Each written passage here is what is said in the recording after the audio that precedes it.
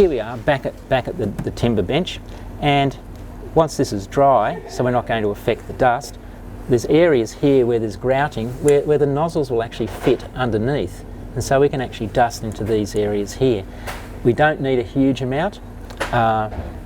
It's going to billow up inside there, and we certainly don't want to run the risk of it punching up behind here and getting onto the bench. So just small puffs, and that's enough. If we're going to use dust here, we do have to be careful because there's all this crockery and other paraphernalia here. So if we're going to dust up here, we just have to make sure that we're not going to get it all over here.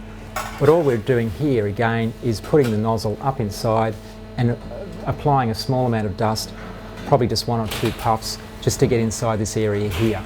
We know these are large voids, and it would be good to get something inside of them. And remember, we have a doorway here. So we can deal with this in a couple of ways, but let's look at how the dust works. If it's possible, I wouldn't be dusting from up here. I'd actually do it from underneath. There's too much risk up here of the dust just floating down over here and getting onto the work surfaces and the crockery that's going on around here. So my preference would be not to use here, but get it into a little doorway like that from below. So that means getting down and below, and that's where the long nozzle comes from on the duster, because here I've actually got to be on the floor and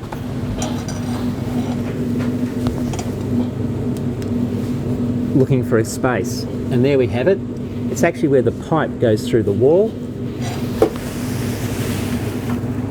And you can see there the nozzle fits comfortably in, and now I can dust. And I'm reasonably certain that nothing's going to move through into the areas of, it'll go into above, but it's not going to come out of the hole. So we're dusting down here, and then because we're worried, we'll look back up here, see if there's any dust coming out around any areas, and there's not. So I can go back and I can do some more dusting. We actually have food inside here, but it's quite contained. But we know there are issues with it around the fridge and the freezer. So we may want to get some product down here. If it's never going to be cleaned or can't be cleaned effectively, we've got to put something down there.